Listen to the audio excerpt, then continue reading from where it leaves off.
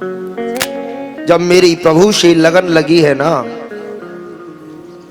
एक बार लगा करके तो देखो प्यारे, मेरा गोविंद बड़ा सहज है, सरल है, उसको पाना कोई कठिन नहीं सज्जनों। केवल अपना सर्वस्व गोविंद के चरणों में अर्पण कर दो। कश्यप जी महाराज की पत्नी दिति गर्भवती हुई, धीरे धीरे समयानुसार उसके उदर में एक साथ 2 पुत्र हुए। जन्म लेते ही विशाल स्वरूप धारण कर लिया, आकाश में विचरण करने लगे। हिरण्याक्ष ने स्वर्ग पर आक्रमण कर दिया, स्वर्ग के देवताओं को परास्त कर दिया, खुद स्वर्ग का राजा बन गया। देवता दौड़े दौड़े भगवान ब्रह्मा जी के पास गए, ब्रह्मा जी को छींक आई, उनकी नासिका के द्वारा वराह भगवान का प्राकट हो गया। बोलिए वराह भगवान की जय। नारद जी महाराज हाथ में वीणा लेकर के निकल करके जा रहे थे, हिरण्याक्ष से मुलाकात हो गई। हिरण्याक्ष ने, हे बाबा कहां जा रहे हो? बाबा बोले, हम कहां जाएंगे, नारायण का कीर्तन कर रहे हैं। बोले, मुझसे युद्ध करो। नारद जी बोले, हमारे बस की बात नहीं भैया युद्ध करना, हम तो संत हैं, नारायण नारायण की ध्वनि का उच्चारण करते हैं। हे बालको, श्री राधे, हम तो केवल नारायण ध्वनि का उच्चारण करते हैं। बोले, मेरी भुजाओं में खुजली हो रही है, कोई ऐसा योद्धा बता दो जो मुझसे युद्ध कर सके। नारद जी ने कहा, कोई बात नहीं, आगे चले जाओ, एक सूकर आ रहा है, उसको ललकार देना, आज ऐसी खुजली मिटाएगा, ऐसी खुजली मिटाएगा कि जीवन में दोबारा नहीं होगी। नारद जी चले गए। हिरण्याक्ष की मुलाकात भगवान वराह से हो गई। जाकर के वराह भगवान को ललकारा। मेरे प्रभु ने एक ही गदा का ऐसा प्रहार किया, एक ही प्रहार से प्राणांत हो गया हिरण्याक्ष का, और वराह भगवान समुद्र में प्रवेश कर गए। क्यों? क्योंकि हिरण्याक्ष ने वेदों को ले जाकर के, पृथ्वी को ले जाकर के और समुद्र के बीचों बीच में दबा दिया और चारों तरफ से विष्ठा का परकोटा लगाया। बड़ा भगवान ने अपनी दृष्टाओं से उस परकोटे को काट करके पृथ्वी को और वेदों को लेकर के ऊपर आए हैं। सज्जनों, पृथ्वी को अहंकार हो गया, पृथ्वी को अहंकार हुआ। भगवान ने वृंदावन का दर्शन पृथ्वी को कराया। जैसे ही वृंदावन का दर्शन पृथ्वी को कराया, पृथ्वी ने पूछ लिया, महाराज ये कौन सी नगरी है? बोले, देवी ये वृंदावन है, मेरा घर है। पृथ्वी बोली, मैं तो आपकी दृष्टाओं पे बैठी हूं। बोले, वृंदावन मुझसे अलग कैसे हो गया? बोले, वृंदावन पृथ्वी से अलग है। वृंदावन, काशी और हरिद्वार, ये तीनों भगवान भोलेनाथ के त्रिशूल की सांख पे बसे हुए, तीनों दृष्टाओं पे बसे हैं। पूरा संसार नष्ट हो जाएगा, लेकिन ये नष्ट नहीं होते कभी। अब तो पृथ्वी को ले जा करके भगवान ने यथावत स्थापित कर दिया। यहां से आगे सुंदर प्रसंग है सज्जनों। कर्दम जी महाराज का, ब्रह्मा जी के मानस पुत्र हैं कर्दम जी महाराज। जन्म लेते ही जंगल में आकर के भगवान का भजन करने लगे। 80 वर्ष की उम्र हो गई सज्जनों। 80 वर्ष की उम्र में भगवान की प्राप्ति नहीं हुई, शरीर पर दीमक लग गई, आंखें खुली, देखा, विचार करने लगे, अरे हमारा तो पूरा जीवन चला गया, लेकिन भगवान का दर्शन नहीं हुआ। इससे तो हमारे मित्र अच्छे हैं, जिन्होंने किसी ने शादी कर ली, गृहस्थ बसा लिया, राज कर लिया, सबने अलग अलग अपने अपने कार्य अपनाए। हमने विवाह नहीं किया, महात्मा हो गए, तो क्या मिला हमें? एक काम करो, अब हमें विवाह कर लेना चाहिए। 80 वर्ष की उम्र में बुढ़ऊ महाराज विवाह के लिए तप करना प्रारंभ कर देते हैं। बोलो राधे राधे। हाथ में जल लेकर के जैसे ही संकल्प किया, भगवान नारायण मुस्कुराने लगे। नारायण भगवान जैसे ही मुस्कुराए, विचार करने लगे, स्वयंभू मनु महाराज के पास गए। बोले, महाराज आपकी पुत्री देवहूति का विवाह कर्दम जी के साथ संपन्न हो गया। मैंने कह दिया संपन्न करा दो। स्वयंभू मनु महाराज तैयार हो गए। अब नारायण भगवान कर्दम जी महाराज के सामने पहुंच गए। जाकर के कहा, कर्दम जी जरा आंखें खोलो। नहीं बोले। क्योंकि करदम जी महाराज के हृदय में भगवान नारायण की छवि स्थापित है और उन्होंने अपनी इंद्रियों को अंतर्मुखी कर लिया। उन्हें संसार का भान नहीं। भगवान ने दृष्टि से देखा, उनके हृदय में जो भगवान की झांकी थी उसको अंतर्ध्यान कर दिया। जैसे ही झांकी अंतर्ध्यान हुई, आंखें खुली तो सामने नारायण भगवान को पाया। बोलिए नारायण भगवान की जय। नारायण भगवान ने कहा मांग लो क्या चाहिए। बोले महाराज कुछ नहीं चाहिए। अब भगवान से कैसे कहें कि विवाह के लिए तप किया है? भगवान ने फिर भी कहा पूछ लो मांग लो। बोले नहीं महाराज कुछ नहीं चाहिए। भगवान बोले मन मन भावे मूढ़ हलावे, मन में तो इच्छा है विवाह की। करदम जी महाराज शर्मिंदगी महसूस करने लगे। बोले महाराज क्या करें? पर अब नहीं महाराज, पहले थी इच्छा, अब इच्छा नहीं है विवाह की। भगवान बोले मैं तो सगाई करके आ गया। बोले किसके साथ? बोले स्वयंभू मनु महाराज की पुत्री देवहूति के साथ। करदम जी महाराज ने नीचे को नजर कर ली। बोले महाराज जब आपने सगाई कर ही दी है तो बात आपकी भी खराब नहीं होगी, चिंता ना करो। बोलो राधे राधे। करदम जी महाराज को वरदान दे करके जाने लगे। भगवान ने कहा सुनो विवाह तुम संपन्न करो। करदम जी महाराज बोले विवाह तो कर लूंगा लेकिन एक शर्त है। बोले आपको पुत्र बन करके मेरे घर आना पड़ेगा। भगवान तथास्तु कह करके चले गए। स्वयंभू महाराज अपनी पुत्री देवहूति को लेकर के आए हैं। सज्जनों, स्वयंभू मनु महाराज की 3 पुत्रियां और 2 पुत्र हैं। आकुति, देवहूति और प्रसूति 3 पुत्रियां हैं। प्रियव्रत और उत्तानपाद 2 पुत्र हैं। अब तो जैसे ही आए, आकर के अपनी पुत्री देवहूति का हाथ करदम जी महाराज के हाथ में दे दिया। करदम जी महाराज अपनी पत्नी को साथ लेकर के कुटिया में गए। सज्जनों, कुटिया के दरवाजे पे जाकर के खड़े हो गए। देवहूति ने पूछ लिया महाराज ये कुटिया आपकी है? करदम जी महाराज बोले जी देवी ये आप ही की कुटिया है। देवहूति ने कुटिया में नजर घुमा करके देखा तो कहीं चिड़िया का घोंसला बना है, कहीं मकड़ी लगी है, कहीं चूहे लगे हैं, कहीं मूसक लगे हैं, नाना प्रकार के, कहीं खरगोश लगे हैं। उसमें पीछे एक रोशनदान है।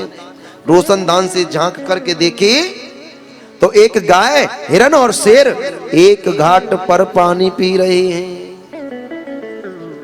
ये प्रभाव है किसका? करदम जी महाराज के भजन का। उनके भजन के प्रताप से जीवों की हिंसा समाप्त हो गई। सज्जनों, देवहूति ने पूछ लिया महाराज इस कुटिया में आपका स्थान कहां है? करदम जी महाराज बोले देवी चिंता ना करो, ये जो 1.5 फुट का आसन लगा है ना ये आप ही का तो है। ये जीव जंतु सभी इस कुटिया को अपनी मानते हैं, सब यही निवास करते हैं। माता देवहूति की आंखें सजल हो गई। सज्जनों, विचार करने लगी धन्य हो मैं जो मुझे इतना तपस्वी मेरा पति मिला। एक और बात बताऊं सज्जनों, देवहूति को दरवाजे पर छोड़ दिया, खुद जाकर के आसन पर विराजमान हो गए और 40 वर्ष के लिए फिर से समाधिस्थ हो गए। बोलो राधे राधे। विवाह होकर के पत्नी दरवाजे पर आई और करदम जी महाराज 40 वर्ष के लिए समाधिस्थ हो गए। सज्जनों, अगर कहीं कोई आजकल की हमारी माता बहन होती तो रुकती है, चली जाती। लेकिन सज्जनों 40 वर्ष तक देवहूति माता ने अपने पति की सेवा की। शरीर पे झुर्रियां पड़ गईं, बाल सफेद हो गए। आज करदम जी महाराज की आंखें खुली, देखा सामने बुढ़िया को पाया। पूछ लिया देवी आप कौन हो? देवहूति ने हाथ जोड़ करके कहा महाराज भूल गए हैं? आज से 40 वर्ष पीछे जाइए, आपने स्वयंभू मनु महाराज की पुत्री के साथ विवाह किया था। मैं वही स्वयंभू मनु महाराज की पुत्री देवहूति और आपकी पत्नी हूं महाराज। करदम जी महाराज ने सुना, एकदम से आंखें सजल हो गई। विचार करने लगे देवी मैं आपका गुनहगार हूं, मैं आपका गुनहगार हूं, मैंने गुनाह किया है, मैं माफी के लायक नहीं हूं। लेकिन कोई बात नहीं देवी, जरा आंखें बंद करो। माता देवहूति ने आंखें बंद की हैं सज्जनों, और जैसे ही आंखें बंद की करदम जी महाराज ने हाथ में जल लेकर के जल का छींटा लगाया। एक सुंदर से सरोवर का निर्माण हो गया। उस सरोवर के अंदर 9 मंजिल का महल बन करके खड़ा हो गया। माता देवहूति ने आंखें खोली सज्जनों, और आंखें खोल करके जैसे ही दोनों का हाथ पकड़ करके दोनों ने डूबक लगाई। करदम जी महाराज की उम्र हो गई 20 वर्ष की और माता देवहूति की उम्र हो गई 16 वर्ष की। बोलिए करदम जी महाराज की जय। अब तो धीरे धीरे जीवन यापन होने लगा सज्जनों। करदम जी महाराज को तो ये था कि पहली बार में जो संतान होगी, पुत्र होगा, भगवान स्वयं आएंगे, लेकिन ऐसा नहीं हुआ। 9 पुत्रियों ने जन्म ले लिया। 10वीं संतान के रूप में भगवान कपिल आए हैं सज्जनों। बोलिए कपिल भगवान की जय। अब तो भगवान कपिल का अवतार हो गया सज्जनों। ब्रह्मा जी अपने 9 मानस पुत्रों को लेकर के आए हैं भगवान कपिल का दर्शन करने के लिए। लौट करके जाने लगे। करदम जी महाराज ने अपनी 9 पुत्रियों का विवाह ब्रह्मा जी के 9 पुत्रों के साथ संपन्न करा दिया और भगवान कपिल को प्रणाम करके ब्रह्मा जी जंगल में जाकर के भजन करने लगे। करदम जी महाराज, माता देवहूति ने भगवान को व्यास मंच पर आसीन कर दिया। माता देवहूति श्रोता बन गई और भगवान कपिल को वक्ता बना दिया। यहां से आगे कपिल देवहूति संवाद प्रारंभ हो जाता है सज्जनों। बड़ा ही सुंदर संवाद है। भगवान ने कहा, मैया ये क्या कर रही हो? आज उल्टी गंगा कैसे बह रही है? मैं तो आपका पुत्र हूं। मैया बोली, प्रभु ये तो आपकी महानता है कि आप किसी के पुत्र बनते हो, किसी के दादा बनते हो, लेकिन ये क्यों नहीं कहते कि जगत के पिता तो आप हो? आज मेरा आपसे कुछ पूछने का मन है। बोले, क्या पूछना है? माता देवहूति ने बड़ा सुंदर प्रश्न किया सज्जनों कि निर्विनाम नितराम भूमिन सदिंद्रिय तर्षणात ये न संभाव्यमानेन न प्रपंदान्तमः प्रभो। बोली, प्रभु एक बात बताओ, जीव जब मां के गर्भ में होता है तो बड़ा सुखी होता है ना? आप भी सोचते होंगे जीव मां के गर्भ में बड़ा सुखी है, लेकिन भगवान ने बड़ा सुंदर व्याख्यान किया है। भगवान ने कहा, मां कि गर्भ सम्मान दुखम भूतो न भविष्यति। बोले, गर्भ के समान दुख जीव को ना तो भविष्य में कभी हुआ होगा और ना पास्ट में कभी हुआ था।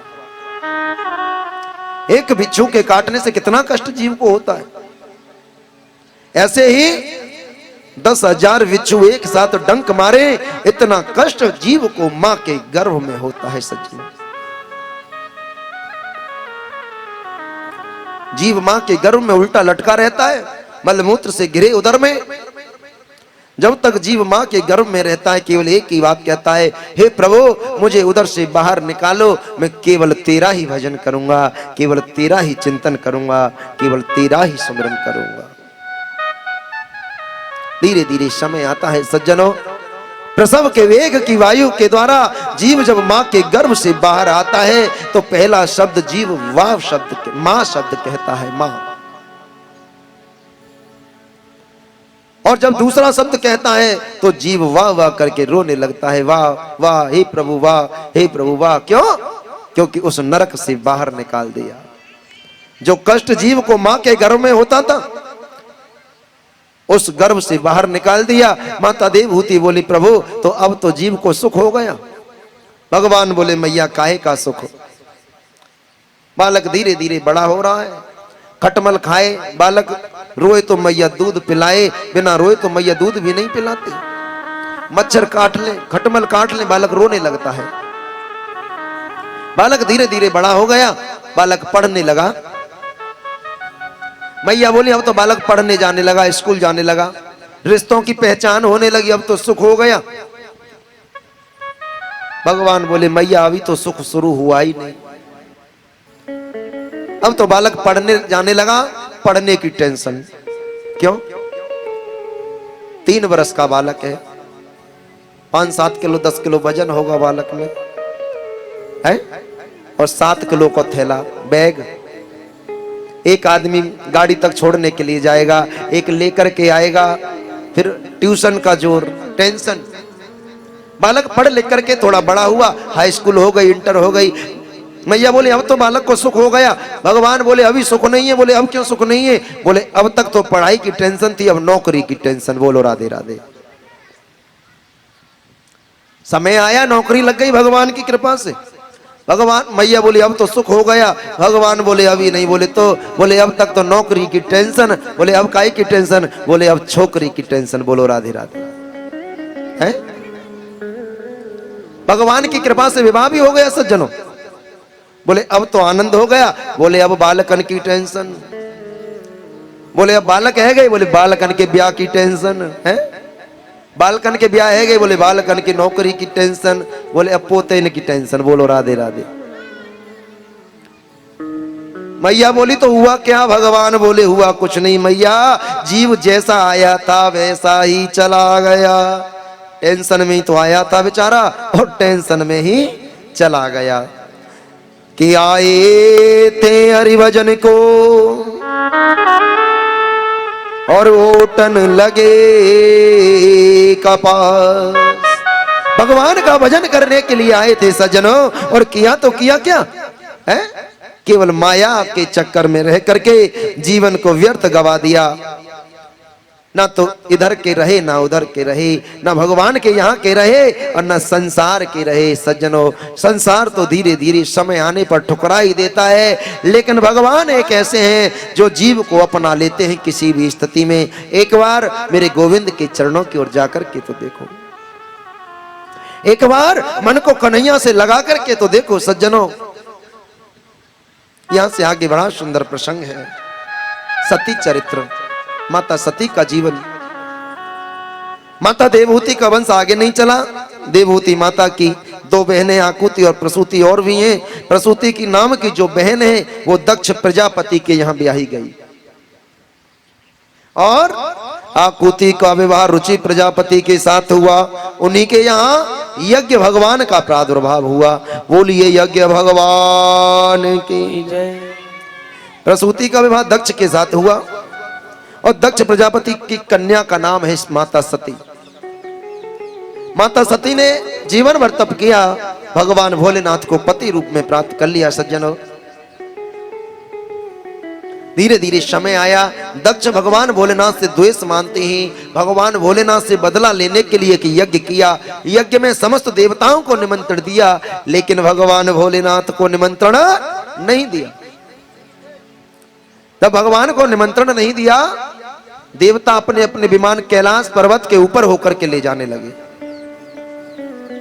कैलाश के ऊपर होकर के विमान जा रहे हैं। माता सती ने पूछ लिया, प्रभु ये क्या बात है? ये देवता लोग कहां जा रहे?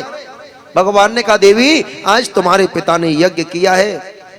माता सती बोली, तो हमारा निमंत्रण भी तो होगा। बोले हमारा निमंत्रण नहीं है। माता सती बोली, कोई बात नहीं, तुम नहीं जाना चाहते तो मेरे तो पिता हैं, मैं तो अपने पिता के यहाँ चली जाऊं। भगवान ने बार बार समझाने का प्रयास किया, नहीं मानी। भगवान ने बार बार मनाया, देवी नहीं मानी। भगवान ने कहा, देवी कन्या को अपने पिता के यहाँ केवल 2 बार बिना बुलाए जा सकती है। एक तो भैया दूज पर, एक रखड़ी के त्योहार पर। यज्ञ में, विवाह में, अनुष्ठान में, जन्मदिन में, पार्टी में, कीर्तन में बिना बुलाए नहीं जाना चाहिए। और जो बिना बुलाए जाते हैं ना, उन्हें अपमान का सामना करना पड़ता है। माता सती जिद करने लगी। भगवान समझ गए, समय आ गया। नंदी से कहा, नंदी इनको लेकर के जाओ। नंदी महाराज माता सती को लेकर के दक्ष के यज्ञ में पहुंच गए। सबसे पहले बहनों से मुलाकात हुई।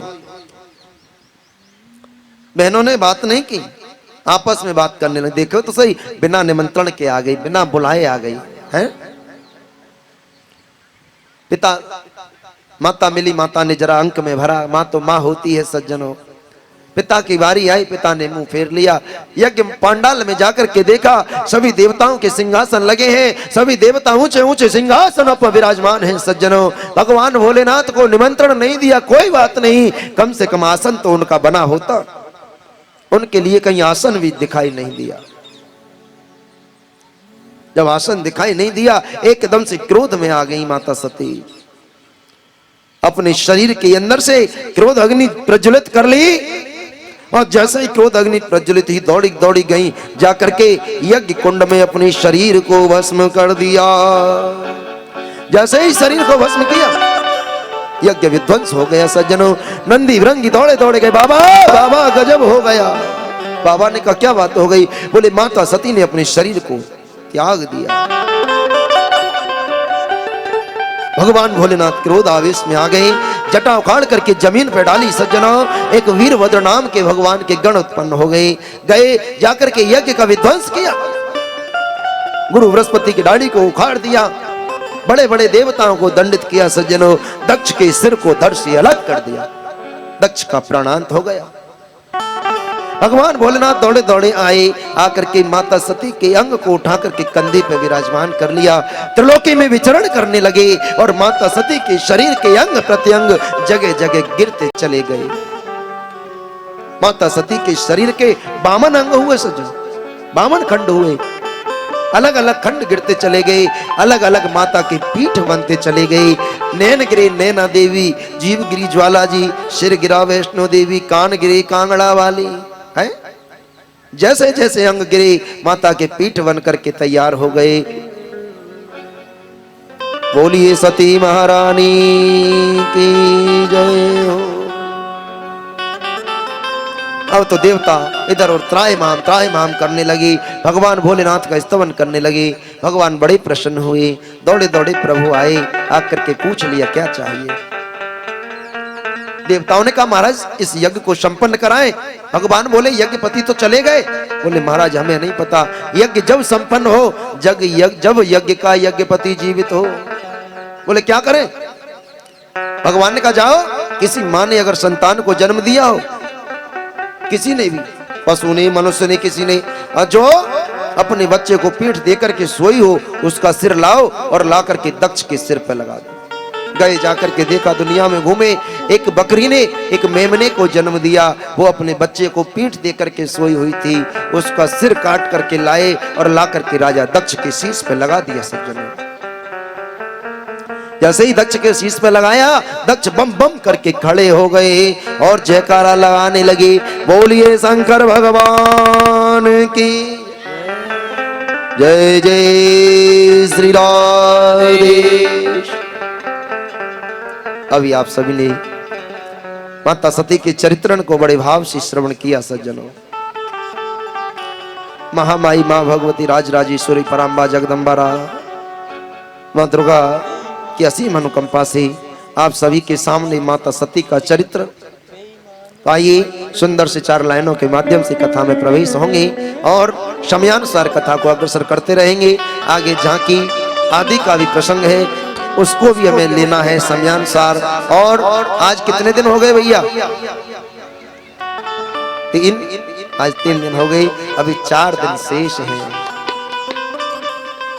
कहते हैं ना कि तेरी कृपा के बिना और हे प्रभु मंगल मूल, ये पता तक हिलता नहीं और प्यारे खिले न कोई फूल। हे गोविंद, तेरी तो कृपा है जो आज यहाँ वस्त्राल में श्रीमद् भागवत जी की कथा चली है? अच्छा, जिनको आनंद नहीं आ रहा है जरा हाथ उठा करके बताएं। आनंद नहीं आ रहा है? नहीं आ रहा? चलिए आइए सुंदर से भजन के माध्यम से। ओ मेरी दुनिया तुम ही हो, दुनिया से क्या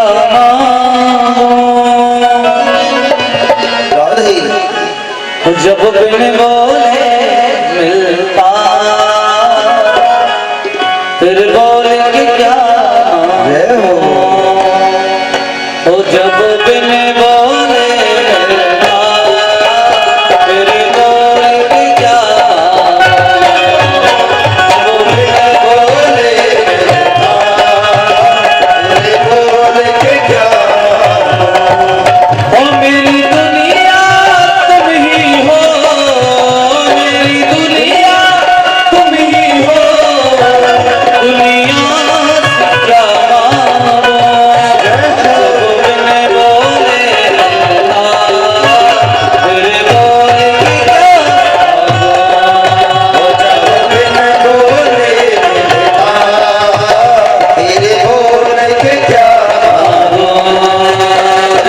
बिन बोले मिलता फिर बोल की क्या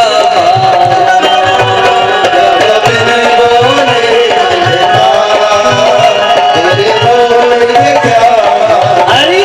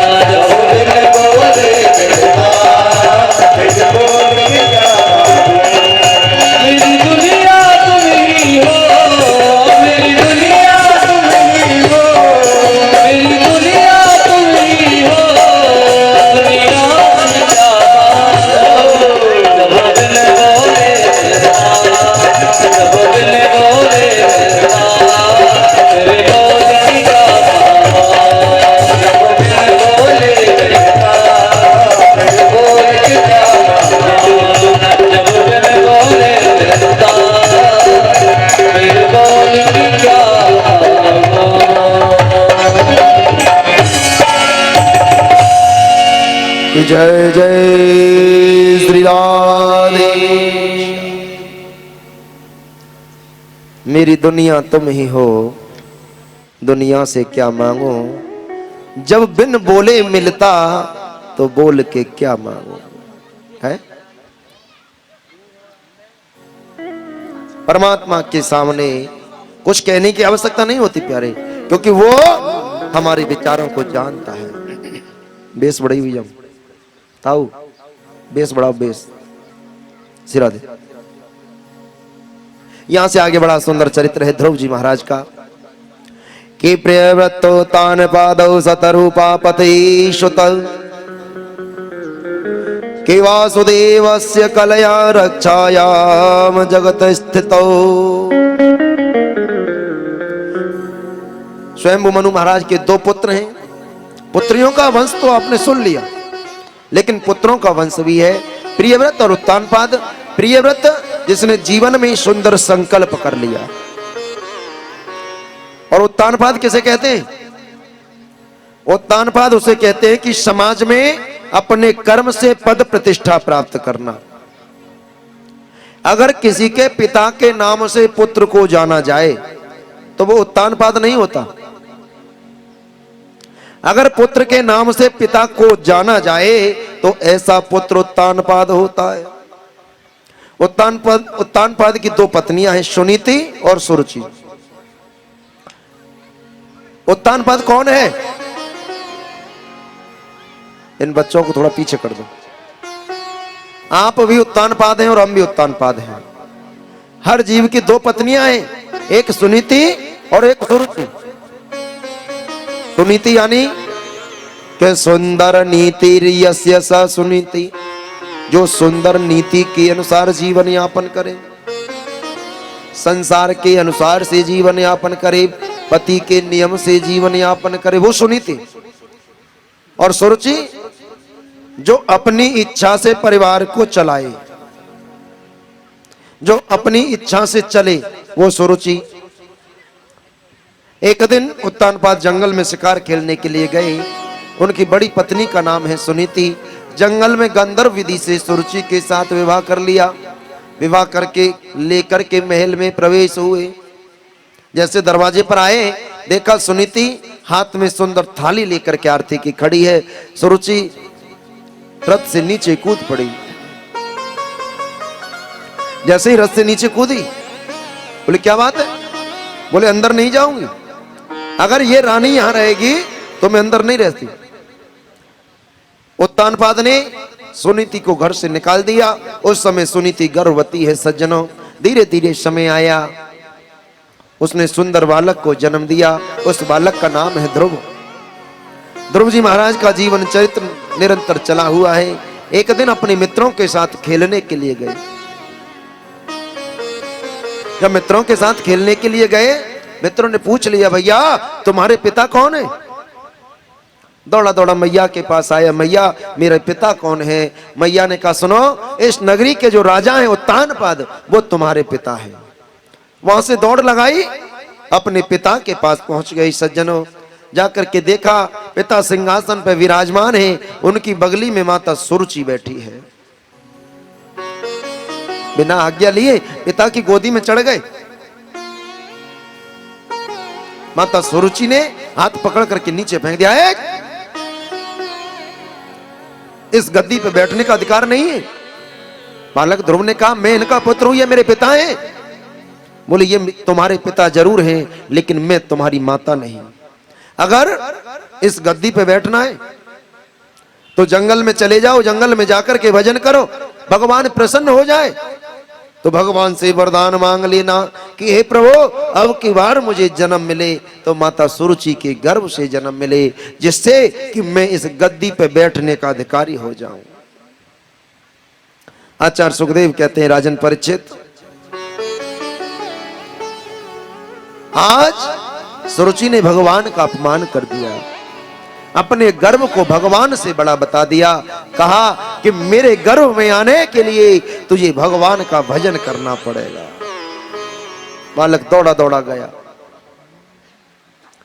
माता सुनीति से कहने लगा, हे मां, आज मेरी मैया ने मुझे अपमान कर दिया, मैं यहां से बदलो लेके मानूंगा? ऐसे नहीं मानू। एकदम से विचार करने लगी। तुरंत माता सुनीति ने मुख बंद कर दिया। नहीं बेटा, ऐसे नहीं कहते, वो तुम्हारी माँ है। धन्य है माता सुनीति।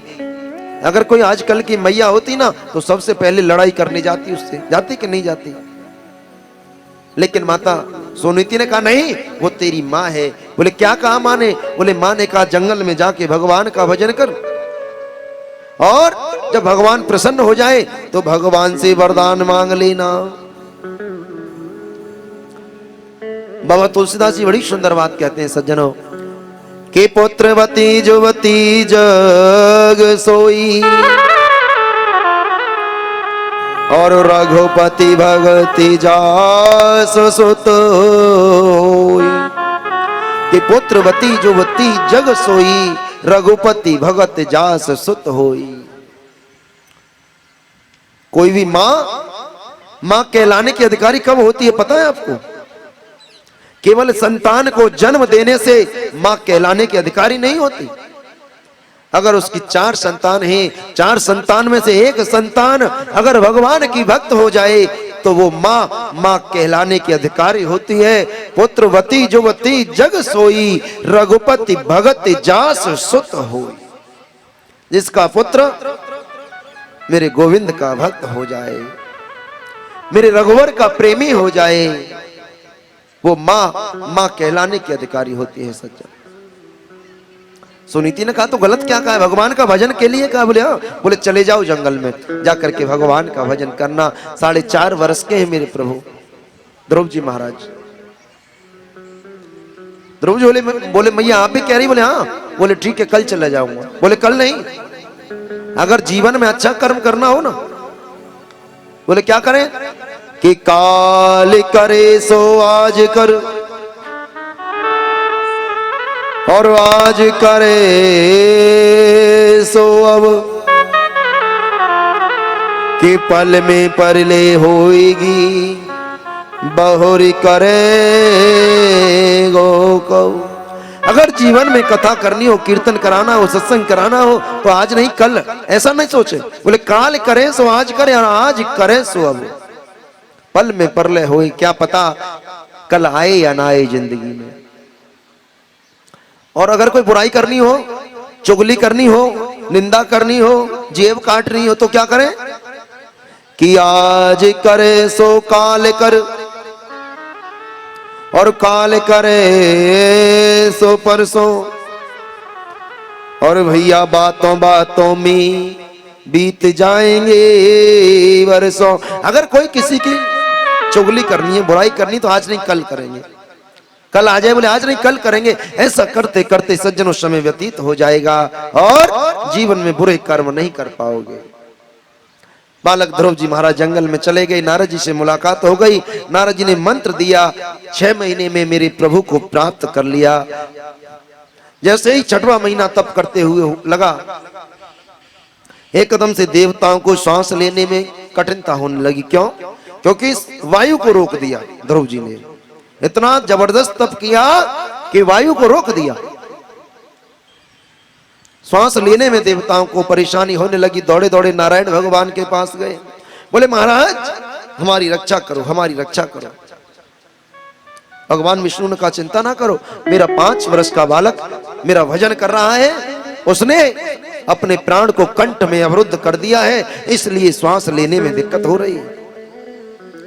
देवता बोले जल्दी जाओ। भगवान नारायण आए सज्जनों, आकर के ध्रुव जी महाराज के सामने प्रकट हो गए। ध्रुव जी के हृदय में भगवान नारायण की झांकी, उसको अंतर ध्यान किया। आंखें खुली तो सामने नारायण भगवान को पाया। बोलिए नारायण भगवान की। अब भगवान की स्तुति कैसे करें? 5 वर्ष का बालक वेद की स्तुति कैसे करे? भगवान ने अपना शंख लेकर के और ध्रुव जी के गाल से लगा दिया। कहते हैं कि सतम विवेक चंत मत दम हरि ज्ञा, पास सर्वस्य चाहे दिवा स्थिता, कि कृतांजलि ब्रह्ममयेन कंबुना, स्पर्श बालम कृपया कपोले। जिस जीव के ऊपर भगवान की कृपा हो जाए तो वो क्या नहीं कर सकता। शंख लेकर के जैसे ही ध्रुव जी के गाल से लगाया, कहते हैं ना कि मूकम करोति वाचालम पंगुम लंघयते गिरिम यत् कृपातम हम वंदे कि परमानंद माधव। मूकम करोति वाचालम, भगवान की कृपा से गूंगा बोलने लग जाता है, लंगड़ा पर्वत को लांघ सकता है। सज्जनों, ध्रुव जी महाराज ने बड़ी सुंदर स्तुति की है। कहते हैं कि जो जाने ताय देहु जनाई, जानत तुमई है जाई। भगवान कहते हैं कि जो जानना चाहता है मेरे प्रभु से स्वयं जना देते हैं। कहते हैं ना कि लाली मेरे लाल की जित देखो तितला, और लाली देखन में गई समय भी हो गई लाल। समय बढ़ गया सज्जनों। भगवान वरदान दे करके चले गए। ध्रुव जी के पिता आए, माता आई, लेकर के गए। ध्रुव जी ने सैकड़ों वर्षों तक तप किया, अंत में मृत्यु पर विजय प्राप्त की और मृत्यु के शीश पे पैर रख करके स्वर्ग के लिए चले गए। सज्जनों, आज जब आसमान में हम देखते ना ध्रुव तारे का दर्शन करते होंगे, नहीं करते? वो ध्रुव तारा कोई और नहीं, वही बालक ध्रुव है। सज्जनों, बोलिए ध्रुव जी महाराज की जय। यहाँ से आगे पत्तू जी महाराज का प्रसंग है और पुरंजन उपाख्यान है। पुरंजन, आप भी पुरंजन हैं और हम भी पुरंजन हैं। सज्जनों, कि न ज्ञानम स विज्ञाता। बोले पुरंजन कौन है महाराज?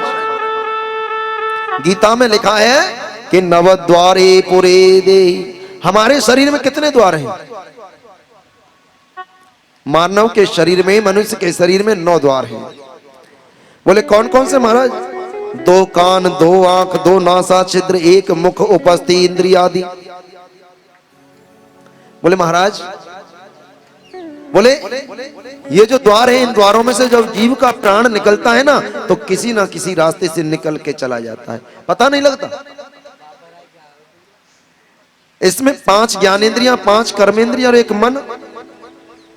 एक नगर है, उस नगर का राजा है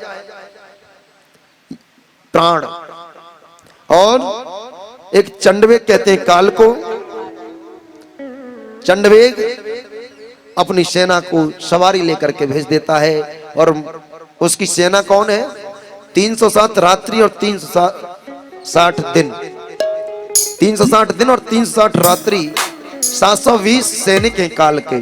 धीरे धीरे चढ़ाई कर देते हैं। सज्जनों, जरा काल की पुत्री है, बुढ़ापा।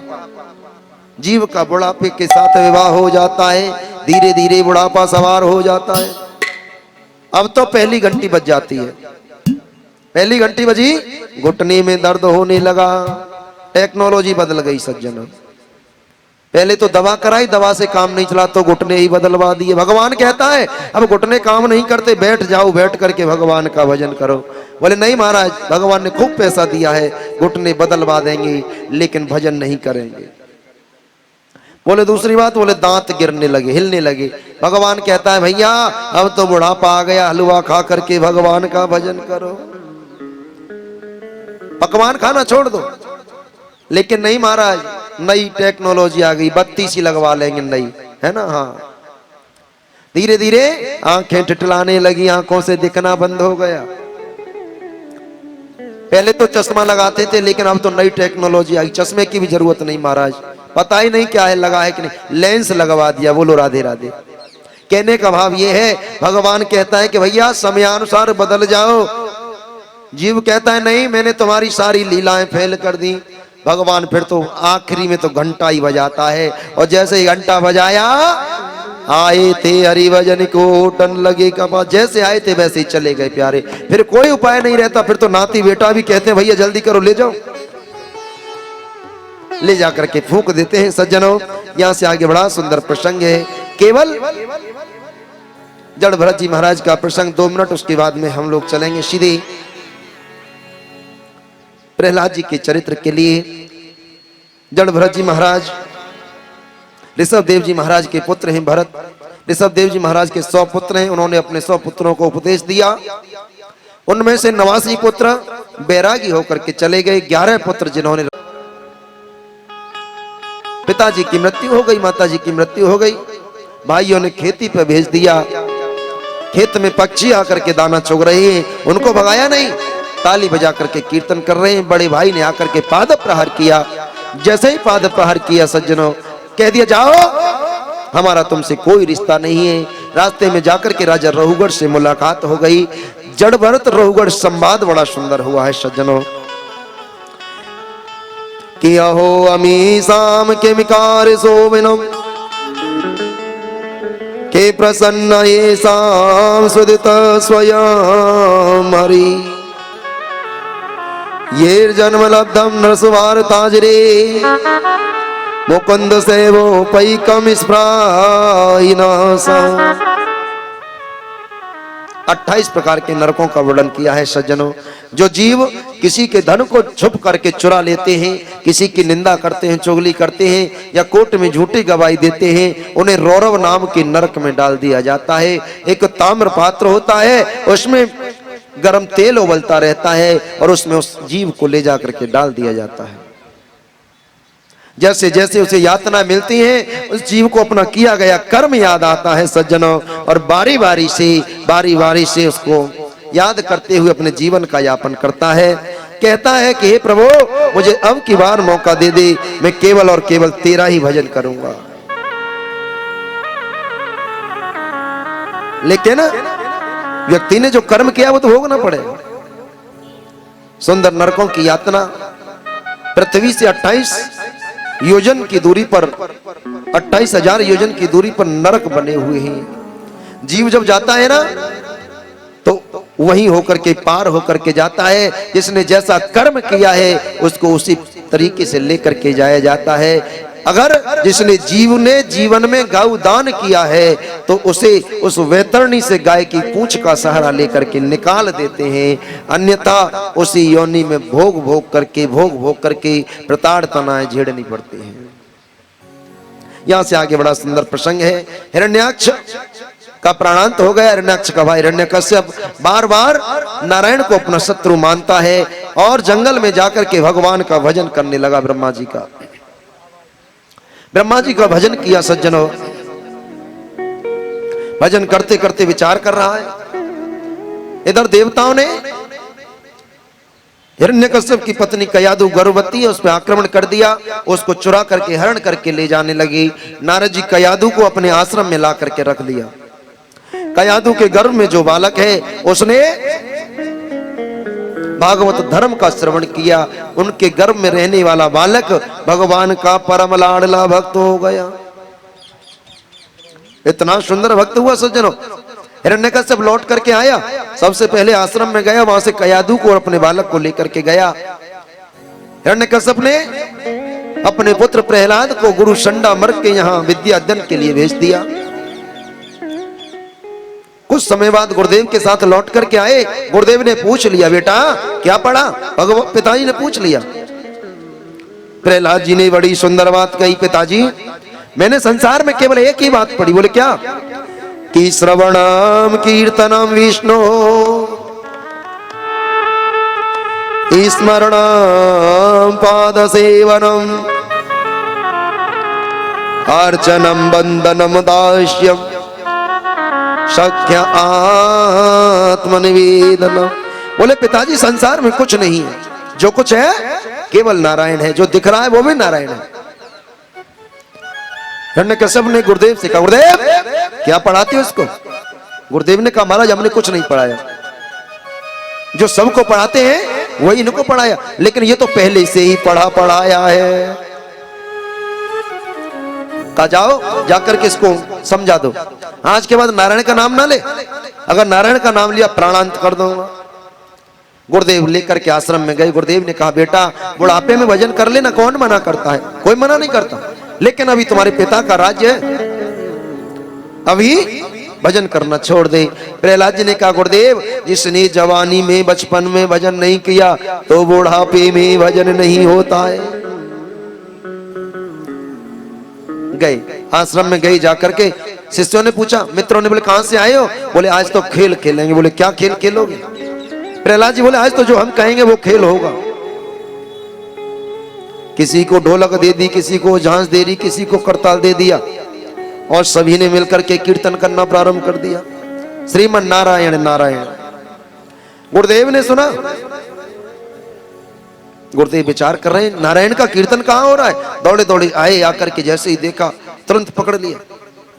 गुरुदेव ने पकड़ा, शिष्यों ने पकड़ा, करंट लग गया। गुरुदेव भी नाचते हैं, शिष्य भी नाचते हैं। हिरण्यकश्यप को पता लगा, हिरण्यकश्यप दौड़ा दौड़ा आया, गदा को लेकर के जमीन पर जोर से प्रहार किया। एकदम से कीर्तन रुक गया, जाकर के पकड़ लिया कि हे दुर्मरीत मंदात्मन कुल वेद कराधम स्तब्धम चासनादभूतम निषेत्वाद्यमक्षम। हे कुल वेद कराधम मंद बुद्धि, मैंने तुझे बार बार समझाने का प्रयास किया, तेरी समझ में नहीं आई। बता आज तेरा नारायण कहां है? प्रहलाद जी हाथ जोड़ करके बोले, पिताजी ऐसी कौन सी जगह है जहां नारायण नहीं है? हर जगह केवल और केवल नारायण है। हिरण्यकश्यप ने कहा खम्भे में तेरा नारायण है? बोले हाँ। एकदम से खम्भे को लाल कराया, सज्जनों कहा जाकर के इसे पकड़ ले, मैं देखता हूं आज तेरा नारायण कैसे तेरी रक्षा करता है, कैसे तेरी जान बचाता है। हिरण्यकश्यप ने आंखें बंद करी, प्रहलाद जी ने आंखें बंद करी, आंख खोल करके देखा खम्भे पर चींटी दौड़ रही है।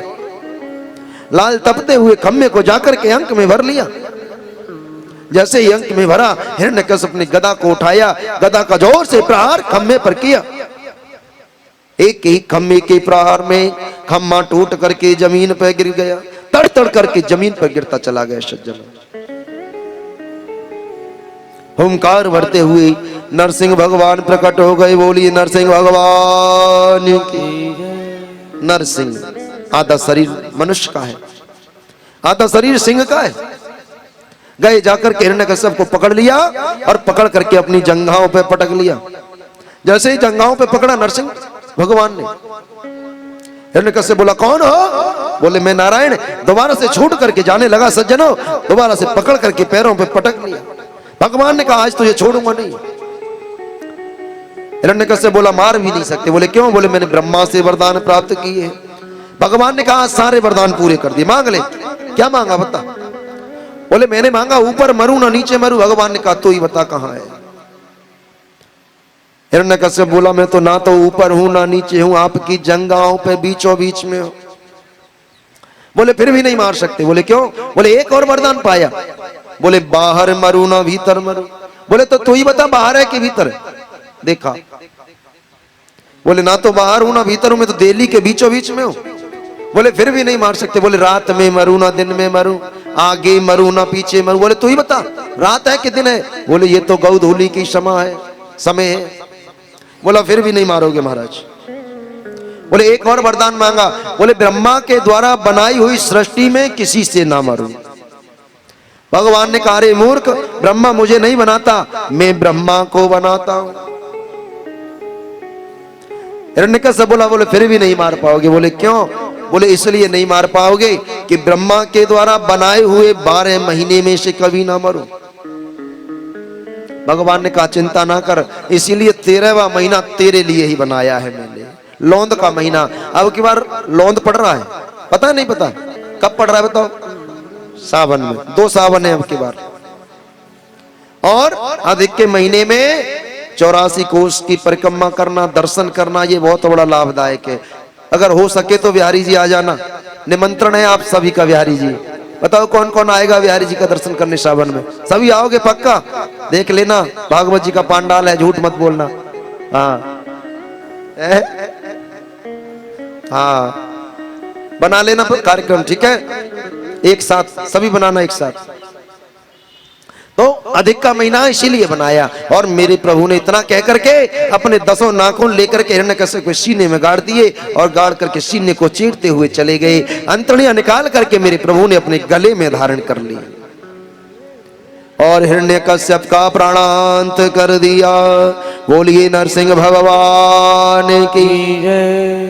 अब तो प्यारे नरसिंह भगवान का क्रोध शांत नहीं हुआ। लक्ष्मी जी आई, लक्ष्मी जी ने देखा ऐसा स्वरूप कभी नहीं देखा। हाँ, मनुष्य का और शेर का स्वरूप कब देखा लक्ष्मी ने? दौड़ी चली गई भय की वजह से। सभी देवताओं ने प्रहलाद जी से कहा बेटा तुम जाओ। प्रहलाद जी भगवान के पास आए हैं। भगवान ने जिभ्या निकाल करके प्रहलाद जी का आलिंगन किया है। सज्जनों, भगवान ने कहा कुछ मांग ले बेटा। भगवान बोले मुझे आने में विलंब हो गया है, मेरी वजह से तेरे जीवन में बहुत कष्ट आए। सज्जनों, भक्ति की धारा कोई सुगम नहीं है। भगवान का भजन करना कोई सरल नहीं है। संसार में सबसे कठिन अगर कोई कार्य है ना तो केवल और केवल भगवान का भजन करना। केवल भगवान का भजन करना संसार में सबसे कठिन है, बाकी सारे कार्य सरल है। जीव जब भगवान के रास्ते पे जाता है ना, माता पिता भाई बंधु गुरु नातेदार रिश्तेदार सब विरोधी बन करके आ जाते हैं। जो जितने नजदीक होंगे ना वो सबसे बड़े शत्रु होंगे भजन में। क्यों? क्योंकि सबको धन चाहिए। अब धन भजन करने वाले के पास धन नहीं होता। भजन करने के वाले के पास तो केवल गोविंद नाम का धन होता है। सज्जनों, भगवान ने कहा कुछ मांग ले। प्रहलाद जी बोले कुछ नहीं चाहिए महाराज। बोले एक ही वरदान दे दो। बोले क्या? बोले मेरे पिता को नरक यातनाएं ना भोगनी पड़े। मेरे पिता ने बड़ा कष्ट दिया है आपको प्रभु। भगवान ने बड़ी सुंदर बात कही। बोले बेटा जिस वंश में तेरे जैसा पुत्र जन्म लेकर के आ जाए उस वंश के 21 पीढ़ियों का उद्धार हो जाता है। 21 पीढ़ियों का उद्धार हो जाता है। तेरे पिता तो मुक्त हो गए। भगवान वरदान देकर के चले गए। सज्जनों, प्रहलाद जी के पुत्र हैं विरोचन, विरोचन के पुत्र हैं बलि। अब बलि का प्रसंग तो कल आएगा, समय का अभाव है, थोड़ा सा समय हो चुका है। अभी झांकी भी है। कल वामन भगवान की कथा आदि प्रसंग सभी आपको श्रवण कराया जाएगा। लेकिन वामन भगवान की झांकी, नरसिंह भगवान की हाँ बोलो। अब आप सभी वामन भगवान की झांकी का दर्शन करेंगे और वामन भगवान की झांकी है। उसके बाद में दीपक नृत्य आप सभी को दिखाया जाएगा। क्योंकि ये कथा आप सर्व सौजन्य से है और समस्त बस्ती के क्षेत्र से माध्यम से ये श्रीमद् भागवत कथा का भव्य आयोजन चला हुआ है। ये ना विचार करें ये कुछ अमुक व्यक्तियों की है, ये आप सभी का कार्यक्रम है। आप सभी को इसमें सहयोग सहभागिता निभा करके कथा में अग्रसर होना है। और कल समय से कथा में उपस्थित होंगे समयानुसार। कल क्या है पता है? कल कौन सा दिन है? चौथा दिन। और कल जो हमारी बुजुर्ग मैया है ना जो कथा सुनने आती हैं, वो जब रात्रि को सोए तो मुंह खोल खोल करके सोना। और हमारे बुजुर्ग दादाजी क्यों? रात को रसगुल्ला की बरसात होएगी। हाँ, कल रसगुल्ला की कथा है। हमारे लाला को जन्मदिन है, हमारे लाला को जन्म महोत्सव है कल। अब जन्म हो तो क्या करें पता है? पीले पीले वस्त्र पहन करके आना सभी।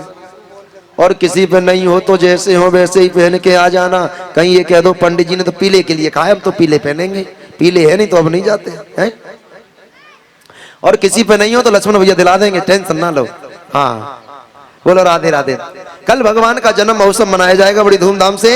अभी वामन भगवान की झांकी है। अब जन्म कैसे मनाते हैं? जन्मदिन बताएं। जब जन्मदिन में आते हैं ना तो क्या करते हैं? हाँ बताओ। हाँ, अपने नाती बेटा के जन्मदिन तो सबने मनाए होंगे, लेकिन भगवान को मनाओगे तो गोली है। अच्छा, ये पांडाल सजेगा पहले तो कल पूरा। पांडाल में गुब्बारे आदि लग करके पूरा पांडाल सजेगा और सभी गोली गुब्बारे टोपी कपड़े वस्त्र आदि भेंट लेकर के भगवान को आएंगे। भगवान की झांकी का दर्शन करेंगे। अभी वामन भगवान की झांकी का दर्शन करेंगे और उसके बाद में दीपक नृत्य आप सभी को दिखाया जाएगा। जय श्री राधे, जय श्री कृष्णा। और पूजन के लिए जो भी यजमान बनना चाहेंगे लक्ष्मण भैया से पूजन की रसीद सामग्री आदि लेकर के ठीक सुबह 9 बजे से 11 बजे तक पूजन किया जाता है। आप सभी पूजन में एकत्रित हो जाया करें। कलश वाली सभी माताएं पूजन में जरूर आया करें, क्योंकि 3 दिन तो निकल गए, 4 दिन की बात हो रही है सज्जन। 5वें दिन हम किसी से नहीं कहेंगे। बोलो राधे राधे, श्री राधे। चलिए महाराज। सावरे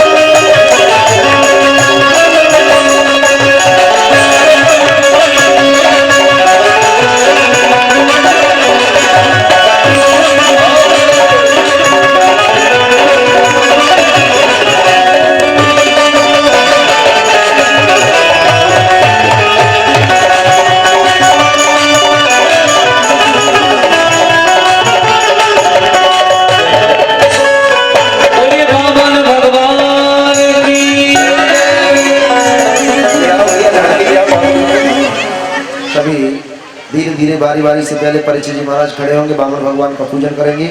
उसके बाद बारी बारी से सभी भक्तों को, माताओं को, बहनों को, भाइयों को पूजन करना है ठाकुर जी का। उसके बाद दीपक नृत्य आदि की क्रिया रहेगी। दीपक नृत्य का भी सभी आनंद लेंगे बड़े भाव के साथ में। जय श्री राधे, जय श्री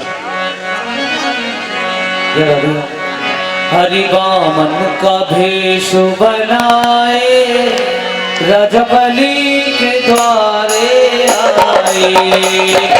वामन का भेष बनाए, रजबली के द्वारे आए। वामन का भेष बनाए, रजबली के द्वारे आए।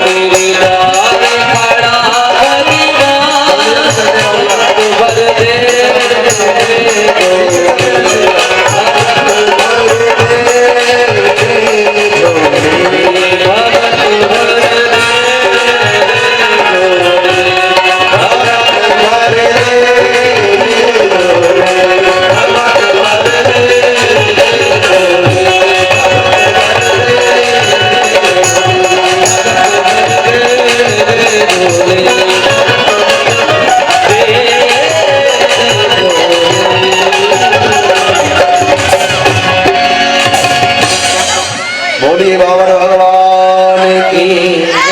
धीरे धीरे क्रम जल्दी जल्दी पूजन करते हुए चलते रहे, क्योंकि हाँ समय बहुत लग जाएगा। बढ़ते रहे धीरे धीरे, भगवान का चरण स्पर्श करें और चलते रहें, भगवान का चरण स्पर्श करें और चलते रहें। हाँ, क्योंकि पंक्ति बहुत लंबी है, अभी नृत्य भी होना है, दीपक नृत्य। दिल दीवाना हो गया मेरा, दिल दीवाना हो गया,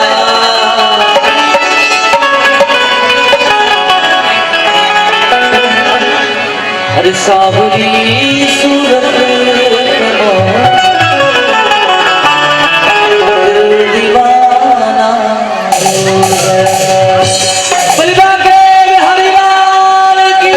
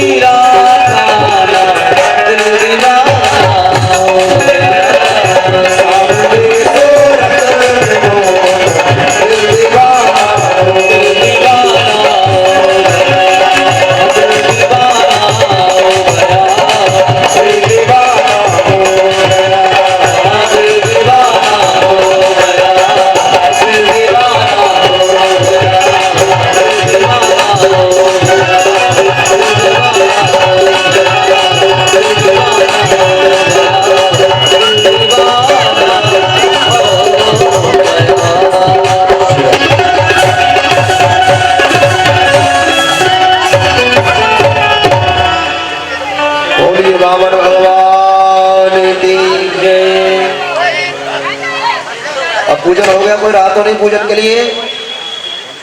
श्री राधे राधे। आज के दिन में हाँ, जिन महानुभावों ने, सज्जनों ने यहाँ पर दान किया है, उनके नाम नीचे है। श्री शिवचरण शर्मा, त्रिलोक पार्क B1, 2100 रुपया इन्होंने दिया है।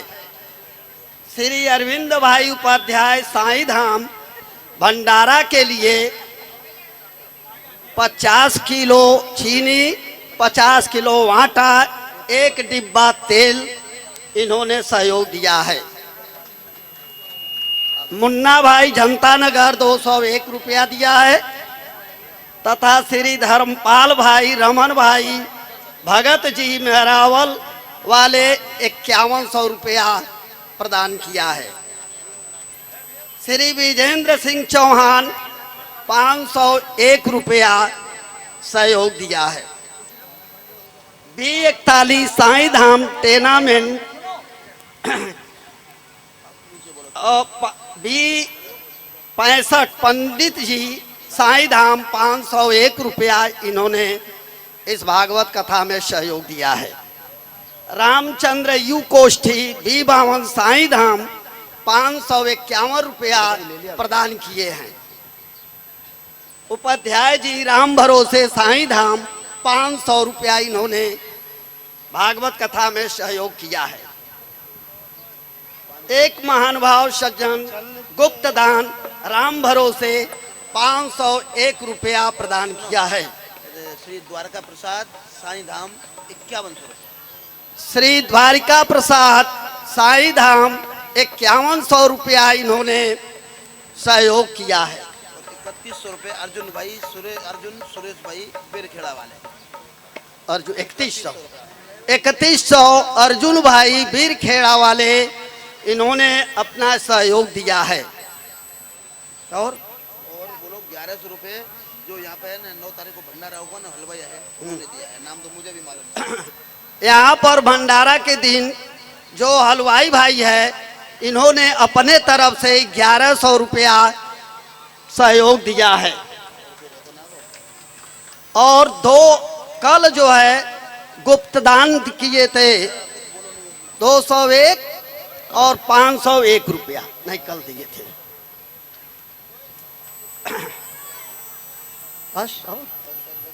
बस श्री राधे राधे। राधा तू बड़ भागिनी, कौन तपस्या कीन, तिहु लोक तारन तरन, सोवा तेरे अधीन। तो राधिका जी जो थी वो अपने भक्ति के बल से कृष्ण को अपने वशीभूत कर लिया था, जो आज उनका अमर कीर्ति है। चलो सखी वहां जाइए जहां बसे ब्रजराज, गोरस बेचन हरि मिले, एक पंथ 2 काज। तो आप लोगों की उपस्थिति अनिवार्य है। आप लोग अधिक से अधिक संख्या में आइए।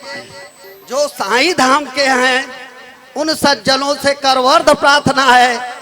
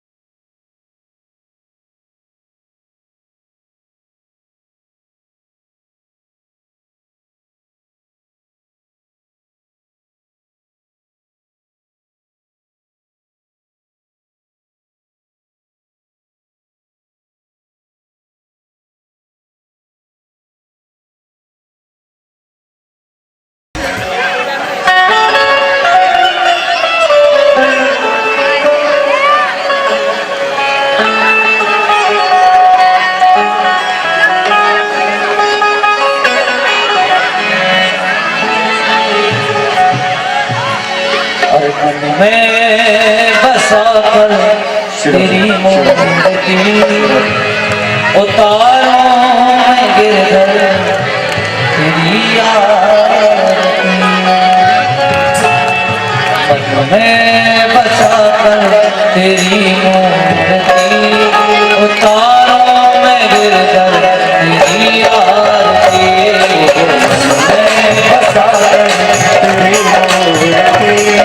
उतारो मैं गिरधर तेरी आरती। मैं बसाकर तेरी मूर्ति उतारो मैं गिरधर तेरी आरती। मैं बसाकर तेरी मूर्ति उतारो मैं गिरधर तेरी आरती। करुणा करो कष्ट हरो ज्ञान दो भगवन मैं फंसी आग मेरी तार दो भगवन। करुणा करो कष्ट हरो ज्ञान दो भगवन हम में फंसे आग मेरी तार दो भगवन। करुणा करो कष्ट हरो ज्ञान दो भगवन अब मैं फंसे आग मेरी तार दो भगवन। करुणा करो कष्ट हरो ज्ञान दो भगवन हम में फंसे आग मेरी तार दो भगवन। दर्द की दवा तुम्हारे पास है। दर्द की दवा तुम्हारे पास है। दर्द की दवा तुम्हारे पास है। दर्द की दवा तुम्हारे पास है। जिंदगी दया की है भीख मांगती। जय हो मैं बसाकर तेरी मूर्ति उतारो गिरधर तेरी आरती। मैं बसाकर तेरी मूर्ति उतारो तेरी आरती।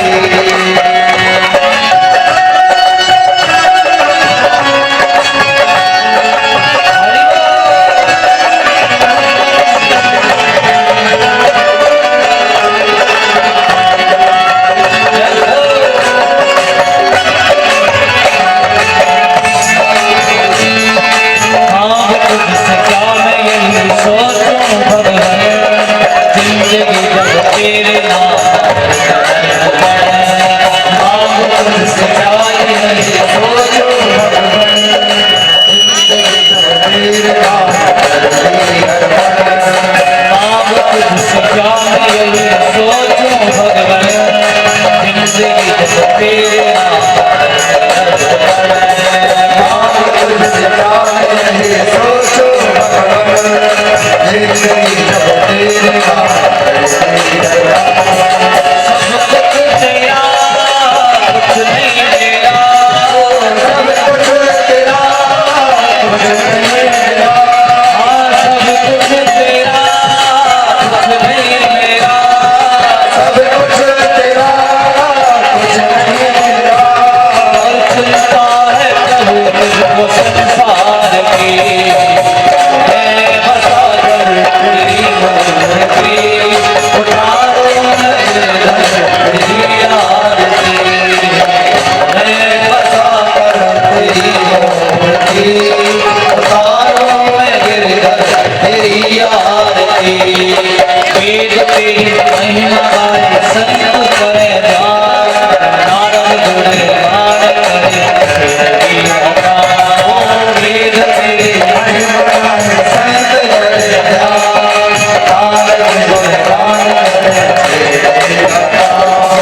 वेद तेरी महिमा गाए संत करे ध्यान नारद गुणे गान करे तेरी अवतार।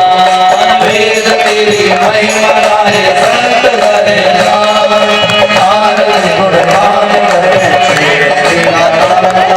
भक्त तेरे गान करते हैं पुकार। भक्त तेरे गान करते हैं पुकार। भक्त तेरे गान करते हैं पुकार। भक्त तेरे द्वार करते हैं पुकार।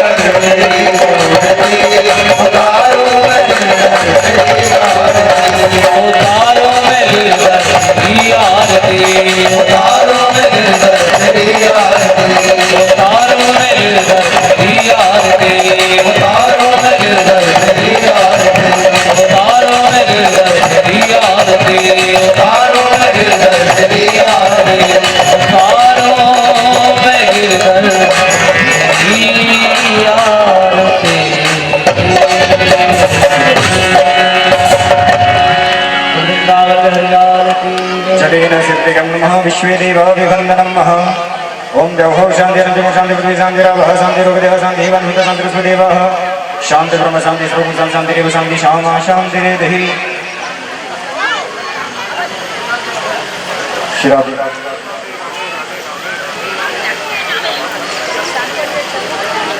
ओम जग्नेन जग्नमयजं देवास्तानि धर्माणि ब्रह्माण्यासनः देहनागं महिमानः सजत्रपूर्वे साध्याः सन्ति देवाः हरिः ओम् एकदन्ताय विद्महे वक्रतुण्डाय धीमहि तन्नो दन्ती प्रचोदयात् हरिः ओम् तत्पुरुषाय विद्महे महादेवाय धीमहि तन्नो श्रीरुद्रः प्रचोदयात् हरिः ओम् आञ्जनेयाय विद्महे वायुपुत्राय धीमहि तन्नो श्री हनुमत् प्रचोदयात् हरिः ओम् कात्यायन्यै च विद्महे कन्याकुमारी च धीमहि तन्नो श्री दुर्गे प्रचोदयात् हरिः ओम् महालक्ष्मी च विद्महे विष्णुपत्न्यै च धीमहि तन्नो श्रीलक्ष्मी प्रचोदयात् हरिः ओम् वृषभानुजायै च विद्महे कृष्णप्रियायै च धीमहि तन्नो श्रीराधा प्रचोदयात् हरिः ओम् नन्दनन्दनाय च विद्महे यशोदानन्दनाय च धीमहि तन्नो श्रीकृष्णः प्रचोदयात् श्रीवन्तिका वक्रजम्बरपाटराज्ये पन्नागजाधिकरवीरसारपुष्पै बिल्वप्रवाल तुलसीदलमञ्जरी विश्वां पूजयामि जगदीश्वर मे प्रसीदः नानासुगन्धपुष्पाणि यथा कालद्भवानि च पुष्पाञ्जलिर्मया दत्तगृहाणं जगदीश्वरः अथ मन्त्रपुष्पाञ्जलिं समर्पयामि बोल बांके बिहारी लाल की श्रीमद् बिहारी लाल की श्रीमद् भागवत महापुराण की धर्म की अधर्म का प्राणियों में विश्व का गौ माता की गौ हत्या गंगा यमुना महारानी की सर्वभक्तजनों की साधु समाज की संत समाज की आज के आनंद की जय जय श्री राधे ओम नमः पार्वती पदये हर हर